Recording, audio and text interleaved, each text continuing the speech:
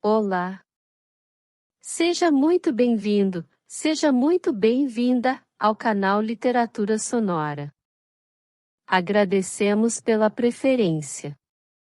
Que esta experiência venha lhe proporcionar novos aprendizados. Boa audição. Conversão de um avaro. Os vícios equilibram-se muita vez, outras vezes neutralizam-se ou vencem um ao outro. Há pecados que derrubam pecados ou pelo menos quebram-lhes as pernas. Gil Gomes tinha uma casa de colchões em uma das ruas do bairro dos Cajueiros. Era um homem de 52 anos, cheio de corpo, vermelho e avaro. Ganhará um bom pecúlio a vender colchões e a não usar nenhum. Nota-se que não era homem sórdido, pessoalmente desacisado, não. Usava camisa lavada, calça e rodaque lavados. Mas era a sua maior despesa. A cama era um velho sofá de palhinha, a mobília eram 2 cadeiras, uma delas quebrada, uma mesa de pinho e um baú. A loja não era grande nem pequena, mas regular, cheia de mercadoria. Tinha 2 operários. Era mercador de colchões esse homem, desde 1827. Esta história passa-se em 1849. Nesse ano adoeceu Gil Gomes e um amigo, que morava no Engenho Velho, levou-o para casa, pelo motivo ou pretexto de que na cidade não poderia curar-se bem. Nada, meu amigo, disse ele a primeira vez que o outro lhe falou nisso, nada. Isto não é nada. É sim, pode ser ao menos. Qual? Uma febrícula, vou tomar um chá. O caso não era de chá, mas Gil Gomes evitava médico e botica até a última. O amigo deu-lhe a entender que não pensasse nessas despesas, e Gil Gomes, sem compreender logo que o amigo por força pensaria em alguma compensação, admirou esse rasgo de fraternidade. Não disse sim, nem não, levantou os ombros, olhou para o ar, enquanto o outro repetia: Vamos, vamos. Vá lá, disse ele. Talvez o melhor remédio seja a companhia de um bom amigo. Dê certo. Porque a moléstia é nada, é uma febrícula. Das febrículas nascem os febrões, disse sentenciosamente o amigo de Gil Gomes. Esse amigo chamava-se Borges, era um resto de sucessivos naufrágios. Tinha sido várias coisas, e ultimamente preparava-se a ser milionário. Contudo estava longe, tinha apenas 2 escravos boçais comprados entre os últimos chegados por contrabando. Era por ora toda a riqueza, não podendo incluir-se nela a esposa, que era um tigre de ferocidade, nem a filha, que parecia ter o juízo a juros. Mas este Borges vivia das melhores esperanças. Ganhava alguma coisa em não sei que agências particulares, e nos intervalos cuidava de um invento, que ele dizia destinado a revolucionar o mundo industrial. Ninguém sabia o que fosse, nem que destino tivera, mas ele afirmava que era grande coisa, utilíssima, nova e surpreendente. Gil Gomes e José Borges chegaram à casa deste, onde ao primeiro foi dado um quarto de antemão arranjado. Gomes achou-se bem no aposento, posto lhe inspirasse ele o maior desprezo ao amigo. Que desperdício! Quanta coisa inútil! Nunca há de ser nada o pateta. Dizia ele entre dentes. A doença de Gomes, atalhada a tempo, curou-se em poucos dias. A mulher e a filha de Borges tratavam dele com o carinho que permitia o gênio feroz de uma e a leviandade de outra. A senhora Dona Ana acordava às 5 horas da manhã e berrava até às 10 da noite. Poupou ao hóspede esse costume durante a doença, mas a palavra contida manifestava-se em repelos à filha, ao marido e às escravas. A filha chamava-se Mafalda, era uma moça pequena, vulgar, supersticiosa, que só se penteava às 2 horas da tarde e andava sem meias toda a manhã. Gil Gomes deu-se bem com a família. O amigo não cogitava de outra coisa mais que de o fazer feliz, e lançou mão de bons cobres para tratá-lo como faria a um irmão, a um pai, a um filho. Dás-te bem? Dizia-lhe no fim de 4 dias. Não me dou mal. Pior. Isso é fugir à pergunta. Dou-me perfeitamente, e naturalmente incômodo-te. Oh, não. De certo, um doente é sempre um peso demais. José Borges protestou com toda a energia contra essa suposição gratuita do amigo e acabou proferindo um discurso acerca dos deveres da amizade, que Gil Gomes ouviu enfastiado e penalizado.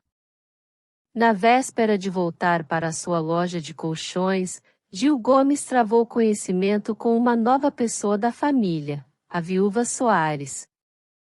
A viúva Soares era prima de José Borges. Tinha 27 anos, e era, na frase do primo, um pedaço de mulher. Efetivamente era vistosa, forte, de ombros largos, braços grossos e redondos. Viúva desde os 22, conservava um resto de luto, antes como um realce que outra coisa. Gostava de véu porque um poetastro lhe dissera em versos de todos os tamanhos que seus olhos, velados, eram como estrelas através de nuvens finas, ideia que a senhora Dona Rufina Soares achou engenhosa e novíssima. O poeta recebeu em paga um olhar. Na verdade, os olhos eram bonitos, grandes, pretos, misteriosos. Gil Gomes, quando os viu, ficou embasbacado, foi talvez o remédio que melhor o curou. Essa tua prima, na verdade. Um pedaço de mulher. Pedaço. É uma inteira, são 2 mulheres, são 35 mulheres. Que entusiasmo! Observou José Borges. Eu gosto do que é belo, respondeu Gil Gomes sentenciosamente. A viúva ia jantar. Era uma boa perspectiva de tarde e noite de palestra e conversação. Gil Gomes já agradecia ao céu a doença, que lhe dera ocasião de encontrar tamanhas perfeições. Rufina era muito agradável na conversa e pareceu simpatizar desde logo com o convalescente, fato em que as outras pessoas não pareceram reparar. Mas já está bom de todo? Dizia ela ao colchoeiro. Estava quase bom, agora estou perfeito, respondeu ele com certo trejeito de olhos, que a viúva fingiu não ver. Meu primo é um bom amigo, disse ela. Oh! É uma pérola. Minha moléstia era pouca coisa, mas ele lá foi à casa, pediu, fez tudo para que eu viesse tratar-me em casa dele, dizendo que eram precisos cuidados de família. Vim, em boa hora vim, estou são e reção. Desta vez foi Rufina quem fez um trejeito com os olhos. Gil Gomes, que não esperava por ele, sentiu cair-lhe a baba. O jantar foi uma delícia, à noite, outra delícia. Gil Gomes sentia-se transportado a todos os céus possíveis e impossíveis. Ele prolongou quanto pôde a noite, propôs uma bisca de 4 e teve meio de fazer com que Rufina fosse sua parceira só pelo gosto de lhe piscar o olho, quando tinha na mão o 7 ou o as. Foi adiante. Num lance difícil, em que a parceira hesitava se pegaria na vasa com a bisca de trunfo, Gil Gomes, vendo que ela não levantava os olhos, e conseguintemente não podendo fazer-lhe o sinal de costume, tocou-lhe no pé com o pé. Rufina não recuou o pé, compreendeu, atirou a bisca na mesa. E os dois pés ficaram juntos alguns segundos. Repentinamente, a viúva, parecendo que só então dera pelo atrevimento ou liberdade do parceiro, recuou o pé e ficou muito séria. Gil Gomes olhou vexado para ela, mas a viúva não lhe recebeu o olhar. No fim, sim, ao despedir-se daí a 1 hora que Rufina fez as pazes com o colchoeiro apertando-lhe muito a mão, o que o fez estremecer todo. A noite foi cruel para o colchoeiro, ou antes deliciosa e cruel, ao mesmo tempo, porque sonhou com a viúva de princípio até o fim. O primeiro sonho foi bom. Imaginava-se que passeava com ela e mais a família toda em um jardim e que a viúva lhe dera flores, sorrisos e beliscões. Mas o segundo sonho foi mau. Sonhou que ela lhe enterrava um punhal. Desse pesadelo passou a melhores fantasias, e a noite correu toda entre imaginações diversas. A última, porém, sendo a melhor, foi a pior de todas. Sonhou que estava casado com Rufina e de tão belo sonho caiu na realidade do celibato. O celibato. Gil Gomes começou a pensar seriamente nesse estado que já lhe durava muitos anos, e perguntou aos céus e à terra se tinha direito de não casar. Esta pergunta foi respondida antes do almoço. Não, disse ele consigo, não devo casar nunca. Aquilo foi uma fantasia de 1 hora. Leve o diabo a viúva e o resto. Ajuntar os cobres menos maus para os dar a uma senhora que os desfará em pouco tempo. Nada. Nada. Almoçou tranquilo, e despediu-se dos donos da casa com muitas manifestações de agradecimento. Agora não esqueça o número de nossa casa, já que se pilhou curado, disse a filha de José Borges. O pai corou até os olhos, enquanto a mãe punia a indiscrição da filha com um beliscão que lhe fez ver as estrelas.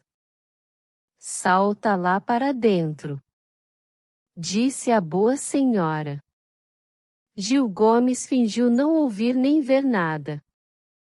Apertou a mão dos amigos, prometeu-lhes uma eterna gratidão e saiu.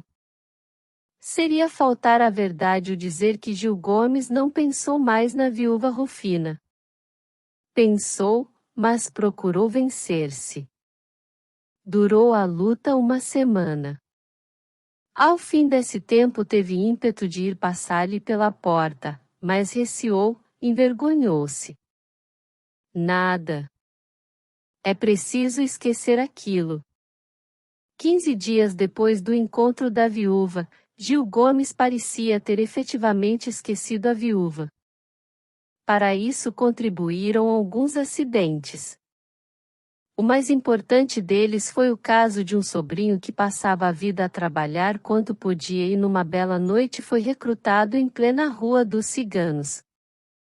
Gil Gomes não amava ninguém neste mundo nem no outro, mas devia certas obrigações ao finado pai do sobrinho, e, ao menos por decoro, não pôde recusar ir vê-lo, quando recebeu a notícia do desastre do rapaz. Pede à justiça que se diga que ele procurou durante 2 dias retirar o sobrinho do exército que o esperava. Não lhe foi possível. Restava dar-lhe um substituto, e o recruta, quando viu perdidas todas as esperanças, insinuou esse recurso derradeiro. O olhar com que Gil Gomes respondeu à insinuação gelou todo o sangue que havia nas veias do moço. Esse olhar parecia dizer-lhe: um substituto. Dinheiro. Sou algum pródigo? Não é mais do que abrir os cordões à bolsa e deixar cair o que se custou a ganhar? Alma perversa, que espírito mau te meteu na cabeça esse pensamento de dissolução? Outro incidente foi haver-lhe morrido insolvável o único devedor que ele tinha, um devedor de 600 mil réis, com juros. Esta notícia poupou a Gil Gomes um jantar, tal foi a mágoa que o acometeu. Ele perguntava a si mesmo se era lícito aos devedores morrer sem liquidar as contas, e se os céus tinham tanta crueldade que levassem um pecador deixando uma dívida. Esta dor foi tão grande como a primeira, posto devesse ser maior, porquanto Gil Gomes, em vários negócios que tinha tido com o devedor finado, havia-lhe colhido aos poucos a importância da dívida extinta pela morte, ideia que de algum modo consolou e lhe fez mais tolerável a ceia. Estava, portanto, Dona Rufina, se não esquecida, ao menos adormecida na memória do colchoeiro, quando este uma noite recebeu um bilhetinho da mulher de José Borges. Pedia-lhe a megera que ele fosse lá jantar no próximo sábado, aniversário natalício da filha do casal. Este bilhete foi levado pelo próprio pai da moça. "Podemos contar contigo?" disse este, logo que o viu acabar de ler o bilhete. "Eu sei. Talvez." "Não há talvez, nem meio talvez. É festa íntima, só parentes, 2 amigos, um dos quais és tu." "Senhoras, a sós de casa, a comadre Miquelina, madrinha de Mafalda, e a prima Rufina." "Não sei se a conheces." "Tua prima?" "Conheço." Acudiu o colchoeiro expelindo faíscas dos olhos. "Não te lembras que ela passou a última noite que estive em tua casa? Até jogamos a bisca." "É verdade. Não me lembrava." "Boa senhora." "Ó, é uma pérola." "Ora, espera, agora me lembro que ela, ainda há poucos dias, esteve lá e falou em ti. Perguntou-me como estavas." "É uma senhora de Truz." "Pareceu-me." "Vamos ao que importa, podemos contar contigo?" Gil Gomes interiormente tinha capitulado, queria declará-lo, mas por modo que não parecesse esquisito. Fez um gesto com as sobrancelhas, apertou a ponta do nariz, olhando para a carta e murmurou: "Pois, sim, talvez. Talvez, não quero. Há de ser por força. És um diabo." "Pois bem, vou." José Borges apertou-lhe muito a mão, sentou-se, contou-lhe 2 anedotas, e o colchoeiro, tocado subitamente da suspeita de que o primo da viúva quisesse pedir-lhe dinheiro, entrou a cochilar. José Borges saiu e foi levar à casa a notícia de que Gil Gomes compareceria à festa. Chegou com uma providência, fazendo suspender de cima da cabeça da filha uma chuva de ralhos com que a mãe castigava uma das infinitas indiscrições da pequena. A senhora Dona Ana não se alegrou logo, mas abrandou, ouviu a notícia, expectorou ainda 6 ou 7 adjetivos cruéis, por fim calou-se. José Borges, que, por medida de prudência, estava sempre do lado da mulher, disse solenemente à filha que se retirasse, o que era servir ao mesmo tempo a filha e a mãe. "Então ele vem?" disse Dona Ana quando o temporal começou a amainar. "Vem, e o resto? Parece-te?" "Eu creio." No dia aprazado compareceu em casa de José Borges a gente convidada, os parentes, a comadre e os 2 amigos. Entre os parentes havia um primo, pálido, esguio e magro, que nutria em relação a Mafalda uma paixão, correspondida pelo pai. Esse primo tinha 3 prédios. Mafalda dizia gostar muito dele, e se, na verdade, os olhos fossem sempre o espelho do coração, o coração da moça derretia-se pelo primo, porque os olhos eram 2 globos de neve tocados pelo sol. O que a moça dizia no coração era que o primo não passava de uma figura de presépio, não obstante, autorizava-o a pedi-la nesse dia ao Sr. José Borges.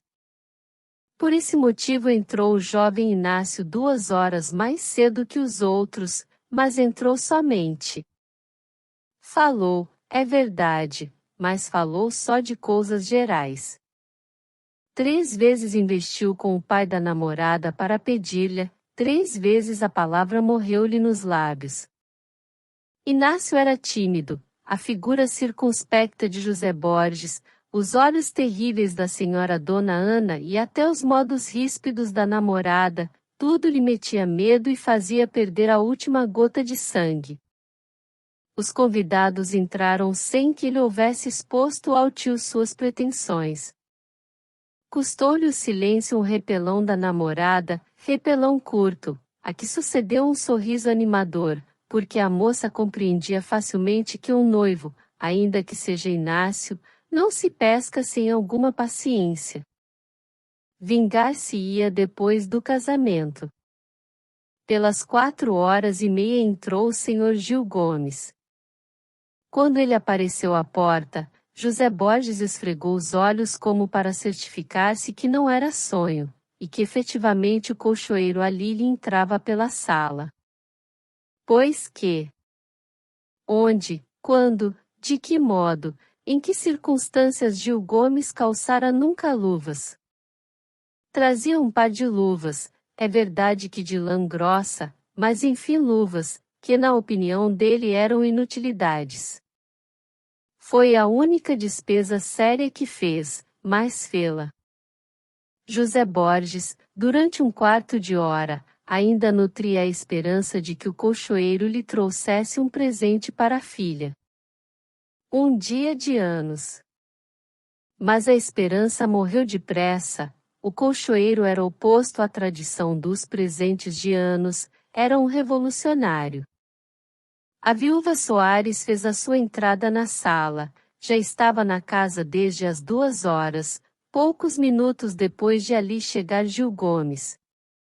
Este sentiu no corredor um farfalhar de vestido e um pesar grosso, que lhe contundiu o coração. Era ela, não podia ser outra. Rufina entrou majestosa, fosse acaso o propósito, os primeiros olhos que fitou foram os dele. Nunca mais o vi desde aquela noite, disse ela baixinho ao colchoeiro daí a 5 minutos. É verdade, concordou Gil Gomes sem saber que respondesse. Rufina reclinou-se na cadeira agitando o leque, meia voltada para ele, que respondia trêmulo. Não tardou que a dona da casa convidasse a toda a gente a passar à sala de jantar. Gil Gomes levantou-se com ideia de dar o braço à viúva, José Borges facilitou-lhe a execução. Então, que é isso? Deu o braço à prima. Inácio, dá o braço à Mafalda. Eu levo a comadre, valeu? Você, Aninha. Eu vou com o senhor Pantaleão. O senhor Pantaleão era um dos 2 amigos convidados por José Borges, além dos parentes. Não vale a pena falar nele, basta dizer que era um homem silencioso, não tinha outro traço característico. Na mesa, Gil Gomes foi sentado ao pé de Rufina. Ele estava aturdido, satisfeito, desvairado. Um gênio invisível atirava-lhe faíscas aos olhos, e entornava-lhe pelas veias abaixo um fluido, que ele supunha ser celestial. A viúva parecia, na verdade, mais bela do que nunca, fresca, repousada, ostentosa. Ele sentia-lhe o vestido a roçar-lhe as calças, via-lhe os olhos embeberem-se nos seus. Era um jantar aquilo ou um sonho? Gil Gomes não podia decidir. José Borges alegrou a mesa como podia e sabia, sendo acompanhado pelos parentes e pela comadre. Dos dois estranhos, o colchoeiro pertencia à viúva e o silencioso era todo do seu estômago. José Borges tinha um leitão e um peru, eram as duas peças melhores do jantar, dizia ele, que já as anunciava desde o princípio. Começaram as saúdes, fez-se a de Mafalda, a de Dona Ana, a de José Borges, a da comadre, a da viúva. Esta saúde foi proposta com muito entusiasmo por José Borges e não menos entusiasticamente correspondida. Entre Rufina e o Gil Gomes foi trocado um brinde particular, de copo batido. Gil Gomes, apesar da revolução amorosa que se operava nele, comeu à farta. Um bom jantar era cousa para ele fortuita ou problemática. Só assim, de ano em ano. Por isso não deixou passar a ocasião. O jantar, o vinho, a palestra, a alegria geral, os olhos da viúva, talvez a pontinha de seu pé, tudo contribuiu para desatar os últimos nós à língua do colchoeiro. Ele ria, falava, dizia graças, fazia cumprimentos à dona, arriava todas as bandeiras. À sobremesa, quis por força que ela comesse uma pera, descascada por ele, e a viúva, para lhe pagar a fineza, exigiu que ele comesse metade. Aceito! Exclamou o colchoeiro fora de si. A pera foi descascada. Partiu a viúva, e os dois comeram a fruta, de parceria, com os olhos modestamente no prato. José Borges, que não perdeu a cena de vista, parecia satisfeito com a harmonia dos dois. Ergueu-se para fazer uma saúde ao estado conjugal. Gil Gomes correspondeu ruidosamente, Rufina nem tocou no copo. Não correspondeu ao brinde do seu primo? Perguntou Gil Gomes. Não. Por quê? Porque não posso, suspirou a viúva. Ah! Um silêncio. Mas, por quê? Isto é, que calor! Estas palavras incoerentes proferidas pelo colchoeiro, não pareceu que as ouvisse a viúva. Ela olhava para a borda da mesa séria e fixamente, como que encara o passado ou o futuro. Gil Gomes achou-se um pouco acanhado. Não compreendia muito o motivo do silêncio de Rufina e perguntava a si próprio se ele havia dito alguma tolice. De repente, levantaram-se todos. A viúva tomou-lhe o braço. Gil Gomes sentiu o braço de Rufina e estremeceu da cabeça até os pés. Por que motivo ficou triste ainda agora? Perguntou ele. Eu? Sim. Fiquei triste. E muito. Não me lembro. Talvez fosse zangada. Por quê? Não sei, pode ser que eu a ofendesse. O senhor? Eu, sim. Rufina negou com os olhos, mas uns olhos que o colchoeiro antes quisera fossem duas espadas porque atravessariam tão cruelmente o coração, por mais morto que o deixassem. Não me zanguei, fiquei triste, disse a viúva daí a um instante, fiquei desconsolada. Por quê? Rufina apertou muito os olhos. Não me pergunte, disse ela afastando-se dele rapidamente. O colchoeiro viu-a afastar-se e levar-lhe o coração na barra do vestido. Seu espírito sentiu pela primeira vez a vertigem conjugal. Ele, que deixará de fumar por economia, aceitou um charuto de José Borges para distrair-se e fumou todo sem poder arrancar de si a imagem da viúva. Rufina, entretanto, parecia evitá-lo. 3 vezes quis ele entabular conversação sem conseguir detê-la. Que é isso? Perguntou o colchoeiro consigo. Aquele procedimento deixou-o ainda mais perplexo. Ficou triste, amuado, não sentiu correr as horas. Eram 11 quando deu acordo de si. 11 horas. E ele que quisera assistir ao fechar a porta. A casa entregue ao caixeiro tão longo tempo era um perigo, pelo menos era uma novidade que podia ter graves consequências. Circunstância que ainda mais lhe ensombrou o espírito. Irritado consigo mesmo, fugiu à companhia dos outros e foi sentar-se em uma saleta, deu corda a uma caixa de música que ali achou e sentou-se a ouvi-la. De repente, foi interrompido pelo passo forte da viúva, que fora buscar o xale para sair. Vai embora? Perguntou ele. Vou. Tão cedo? Rufina não respondeu.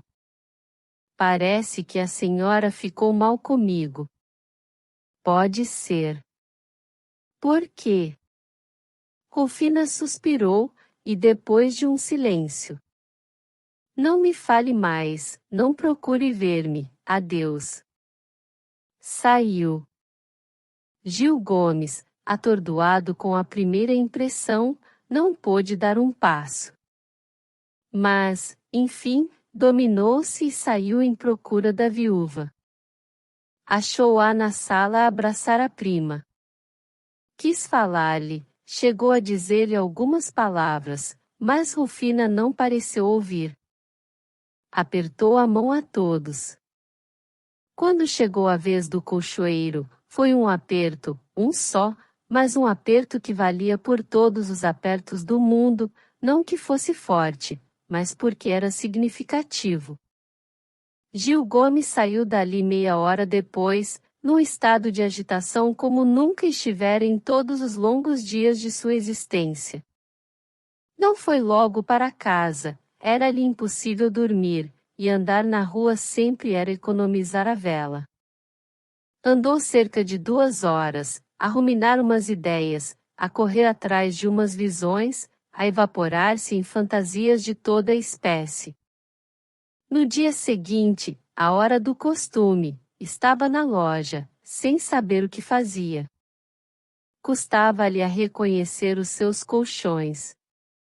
O dia, a agitação dos negócios, o almoço puseram alguma surdina às vozes do coração. O importuno calou-se modestamente ou antes, velhacamente, para criar mais forças. Era tarde. Rufina tinha cravado no peito do colchoeiro a seta da dominação. Era preciso vê-la. Mas como? Gil Gomes pensou nos meios de satisfazer essa necessidade imperiosa. A figura esbelta, forte, rechonchuda da prima de José Borges parecia estar diante dele a dizer-lhe com os olhos: vai ver-me. Vai ter comigo. Vai dizer-me o que sentes. Por fortuna de Gil Gomes, a viúva fazia anos dali a 3 semanas. Ele foi um dos convidados. Correu ao convite da dama de seus pensamentos.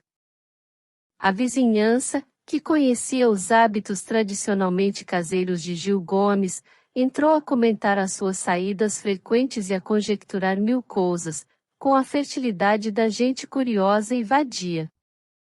O fato, sobretudo, de o ver sair com uma sobrecasaca nova, por ocasião dos anos da viúva, pôs a rua em alvoroço. Uma sobrecasaca nova. Era o fim do mundo. Que querem? A viúva valia a pena de um sacrifício por maior que ele fosse e aquele foi imenso. 3 vezes recuou o colchoeiro estando à porta do alfaiate, mas 3 vezes insistiu. E se ia embora, se fosse possível varrer-se-lhe da memória a figura da dama. Mas se ele a trazia presente. Se ela estava aí diante dele, a fitá-lo, a sorrir-lhe, a moer-lhe a alma, a despedaçar-lhe o coração. Veio a sobrecasaca, ele vestiu-a, achou-se elegante. Não chorou o dinheiro porque só o dominava a ideia de ser contemplado pela viúva. Esse novo encontro de Gil Gomes e Rufina foi a ocasião de se entenderem. Tantas atenções com ele. Tantos olhares para ela. Um e outro caminhavam rapidamente até esbarrar-se no céu azul, como dois astros errantes e simpáticos. O colchoeiro estava prostrado. A viúva parecia vencida. José Borges favoreceu essa situação, descobrindo-a a ambos. Vocês estão meditando alguma coisa, disse ele, achando-os uma vez a olhar um para o outro. Nós? Murmurou Rufina. Este nós penetrou a alma do colchoeiro.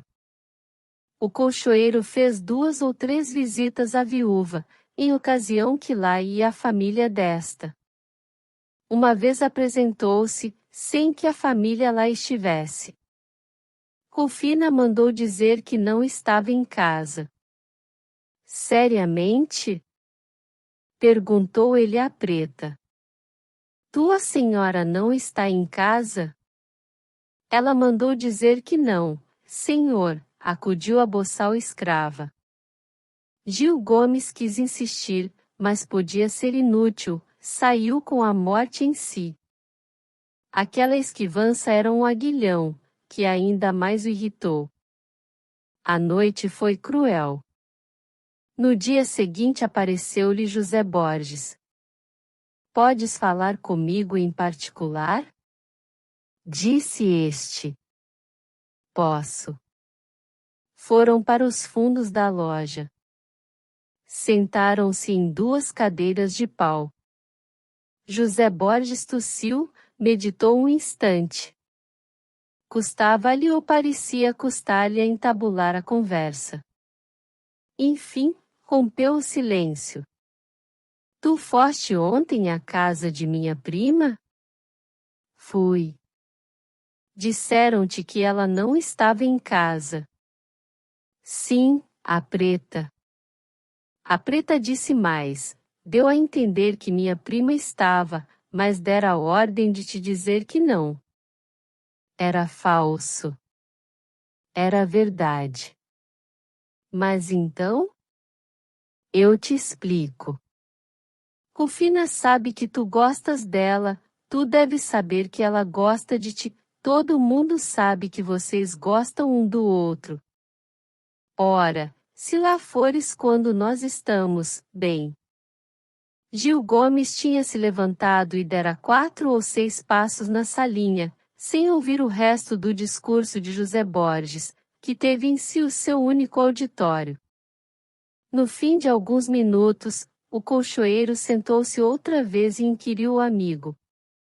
Dizes então que eu gosto de tua prima? É visível. E que ela gosta de mim? Só um cego não verá. Ela supõe isso? Vê e sente-o. Sente-o. O colchoeiro esfregou as mãos. Gosta de mim? Repetiu ele. E tu gostas dela? Sim, confesso que. Parece-te ridículo? Ridículo. Essa agora. Pois um homem como tu, dotado de verdadeiras e boas qualidades, há de parecer ridículo por gostar de uma senhora como Rufina? Sim, creio que não. De nenhum modo. O que te digo é que toda a circunspecção é pouca, até o dia do casamento. Ouvindo esta palavra, Gil Gomes sentiu um calafrio e perdeu momentaneamente todas as forças. A ideia, talvez, lhe passasse alguma vez pelo espírito, mas vaga e obscura, sem se fixar nem clarear. José Borges proferia a palavra em toda a sua realidade. O colchoeiro não pôde resistir ao abalo. Ele vivia em uma agitação que o punha fora da realidade e sem efeitos. A palavra formal, na boca de um parente, quando já ninguém ignorava a natureza de seus sentimentos, era um golpe quase inesperado e de efeito certo. José Borges fingiu não reparar na impressão do amigo, e continuou a falar do casamento, como de uma coisa indeclinável. Teceu os maiores elogios à viúva, à sua beleza, aos seus pretendentes, às suas virtudes. A maior destas era a economia, pelo menos, foi o que ele mais louvou. Quanto aos pretendentes eram muitos, mas ultimamente estavam reduzidos a 5 ou 6. Um deles era desembargador. No fim de uma hora, José Borges saiu. A situação do colchoeiro complicava-se, sem o pensar achava-se às portas de um casamento, isto é, de uma grande despesa que viria a abalar muito o edifício laborioso de suas economias. Passou-se uma semana depois daquele diálogo, e a situação de Gil Gomes não melhorou nada. Pelo contrário, agravou-se. No fim desse tempo tornou a ver a viúva. Nunca lhe pareceu mais bela. Trazia um vestido simples, nenhum ornato, salvo uma flor no seio, que ela em ocasião oportuna tirou e ofereceu ao colchoeiro. A paixão de Gil Gomes foi se convertendo numa embriaguez, ele já não podia viver sem ela. Era preciso vê-la, e quando a via, tinha ânsia de lhe cair aos pés. Rufina suspirava, falava, quebrava os olhos, trazia arrastado o pobre Gil Gomes. Veio mais uma semana, depois outra e mais outra. O amor trouxe algumas despesas nunca usadas. Gil Gomes sentiu que a avareza afrouxava um pouco as rédeas, ou, por outra, não sentiu nada, porque nada podia sentir, foi alongando os cordões à bolsa. A ideia do casamento aferrou-se-lhe deveras.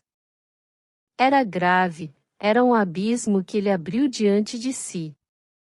Às vezes assustava, outras vezes fechava ele os olhos disposto a mergulhar nas trevas.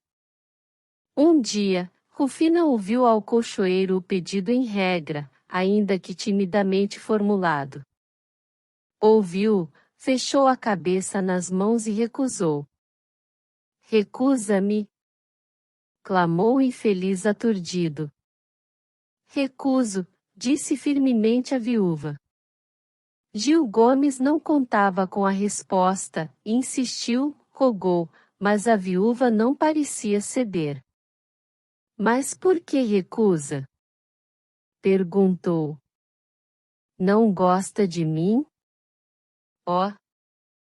Interrompeu ela apertando-lhe as mãos. Não é livre? Sou. Não compreendo, explique-se. A viúva não respondeu logo, foi dali a um sofá e meteu a cabeça nas mãos, durante 5 minutos. Vista assim era talvez mais bela. Estava meia reclinada, ofegante, com alguma desordem nos cabelos. Que é? Que tem? Perguntou Gil Gomes com uma ternura que ninguém era capaz de supor-lhe. Vamos lá, confie-me tudo, se alguma coisa há, porque eu não compreendo. Amo muito, disse Rufina erguendo para ele um par de olhos belos como 2 estrelas, amo muito e muito. Mas vacilo em casar. Disseram-lhe de mim alguma coisa? Não, mas tremo do casamento. Por quê? Foi infeliz com o primeiro. Fui muito feliz e por isso mesmo receio que seja infeliz agora. Parece-me que o céu me castigará se eu casar segunda vez, porque nenhuma mulher foi ainda tão amada como eu fui. Oh! Se soubesse que amor me teve meu marido! Que paixão! Que delírio! Vivia para fazer-me feliz. Perdi-o, casar com outro e esquecê-lo. Tornou a cobrir o rosto com as mãos, enquanto o colchoeiro, ferido por aquele novo dardo, jurava a seus deuses que havia de casar com ela ou o mundo viria abaixo. A luta durou 3 dias, 3 longos e estirados dias. Gil Gomes não cuidou de outra coisa durante o combate, não abriu os livros da casa, talvez chegou a não afagar um freguês. Pior que tudo, chegou a oferecer um camarote de teatro à viúva. Um camarote. Que decadência! Não podia ir longe à luta e não foi. No 4º dia recebeu ele uma resposta decisiva, um sim escrito em papel bordado. Respirou, beijou o papel, correu à casa de Rufina. Ela esperava-o ansiosa. Suas mãos tocaram-se, um ósculo confirmou o escrito. Desde aquele dia até o do casamento foi um turbilhão em que o pobre colchoeiro viveu. Não via nada, quase não sabia contar, estava cego e tonto. De quando em quando um movimento instintivo parecia fazê-lo mudar de caminho, mas era rápido. Assim, a ideia dele era que o casamento não tivesse aparato, mas José Borges combateu essa ideia como indigna dos noivos. Demais é bom que todos o invejem. Que tem isso? Quando virem passar o préstito todos dirão, que maganão! Que casamento! Rico e feliz. Rico, isto é, interrompeu Gil Gomes, cedendo ao costume antigo. José Borges bateu-lhe no ombro, sorriu e não admitiu réplica. Ainda assim, ele não teria vencido, se não fosse o voto da prima. A viúva declarou preferível um casamento aparatoso, o colchoeiro não tinha outra vontade. Vá lá, disse ele, coupés, não é? Justamente, cavalos brancos, arreios finos, cocheiros de libré, coisa bonita. Mais bonita do que você, é impossível, acudiu o colchoeiro com um ar terno e galante. Outro ósculo que o fez ver estrelas ao meio-dia. Estava decidido que o casamento teria o maior aparato. Gil Gomes reconhecia que a despesa era enorme, e intimamente pensava que era inútil, mas, desde que ela queria, toda a discussão estava acabada. Mandou preparar a roupa dele, teve até de sortir-se, porque nada possuía em casa, aposentou os 2 velhos rodaques, as 3 calças de 4 anos. Pôs casa. A viúva guiou-o nessa tarefa difícil, indicou o que ele devia comprar, escolheu ela mesma a mobília, os tapetes, os vasos, as cortinas, os cristais, as porcelanas.